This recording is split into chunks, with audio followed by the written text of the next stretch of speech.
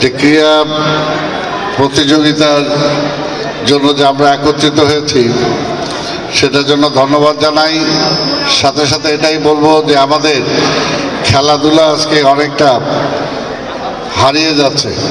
যেভাবে প্রতিদিন school college ইউনিভার্সিটির বিশেষ করে যুবকরা ছাত্ররা ছাত্রীরা খেলাধুলা করতে হবে প্রতিদিন সকালে বিকেলে, এবং শরীর যদি ঠিক থাকে স্বাস্থ্য যদি ঠিক থাকে তাহলে ব্রেন ঠিক থাকবে, আর ব্রেন ঠিক থাকলে পড়াশোনা ভালো হবে, আর পড়াশোনা যদি ভালো হয় তাহলে এই দেশের ভবিষ্যৎ নেতৃত্ব ভালো হবে।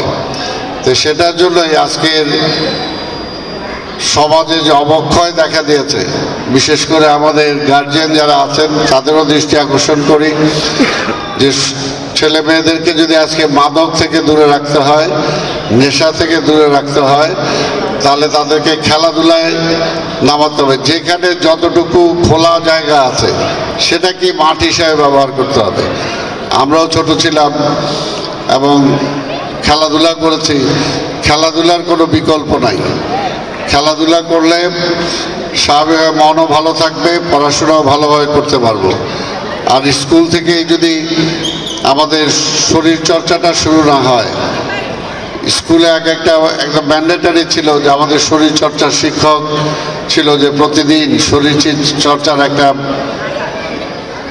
পিটি করাইতো, সেটা একটা থাকতো। এখন আমি জানি না সেভাবে হয় কি না।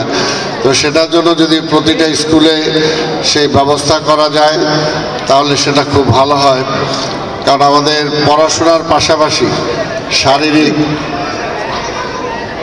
যে কসরত সেটাও দরকার। এবং এই বয়সে আমরা যেটা দেখি যে সারা পৃথিবীর আজকে ফুটবল বলি, ক্রিকেট বলি, অ্যাথলেটিক্স বলি, সুইমিং বলি, ভলিবল বলি, বাস্কেটবল বলি, যে খেলাধুলাই হোক না কেন, এই বয়স থেকে যদি একটা ছেলে বা একটা মেয়ে কোনো একটা খেলার প্রতি আকর্ষিত হয় এবং এই বয়স থেকে যদি তাকে সে গড়ে তোলে তাহলে কিন্তু ম্যাচুর বয়সে সে পূর্ণাঙ্গ খেলোয়াড় হতে পারে।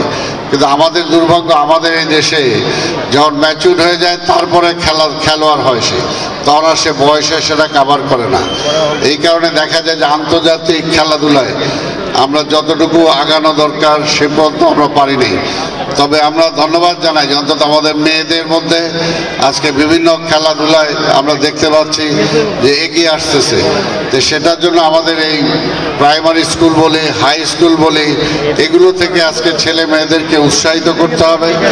কে কোনটা ভালো করতে চায়, কে ফুটবল ভালো করতে চায়, যে কে ক্রিকেট ভালো করতে চায়, বা কে এভারেজ হয়তো কোনোটাই ভালো করতে চায় না, পড়াশোনা করতে চায়। কিন্তু পড়াশোনা করতে হলেও তাকে একটা টাইম অন্তত তাকে শারীরিক যে প্রশিক্ষণ সেগুলো দরকার সুস্থ থাকার জন্য, সুস্থ মন থাকার জন্য। তা আমি বক্তব্য দীর্ঘায়িত করব না।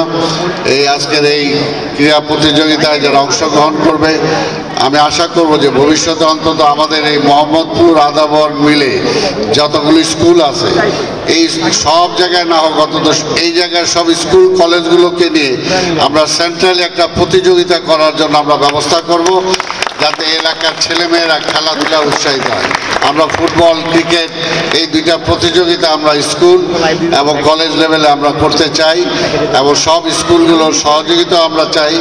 তাই আমরা আশা করব এলাকার মুরব্বী যারা আছে তারাও এই ব্যাপারে সহযোগিতা করবেন।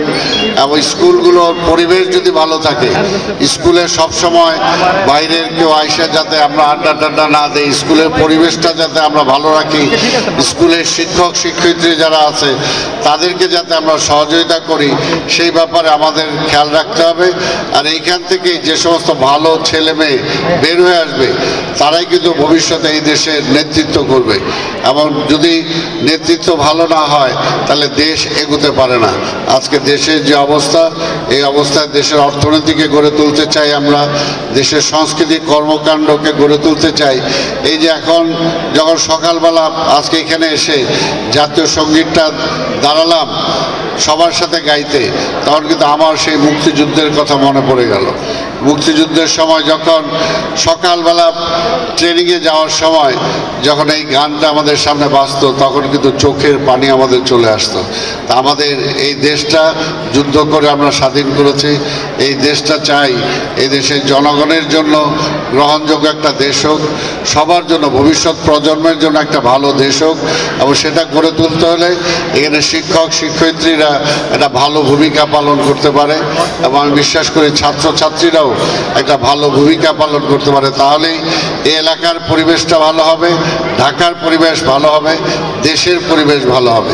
এই কথা বলেই আজকের এই ক্রীড়া অনুষ্ঠানের আমি শুভ উদ্বোধন ঘোষণা করছি। আপনারা সবাই ভালো থাকবেন। খোদা হাফেজ। ধন্যবাদ।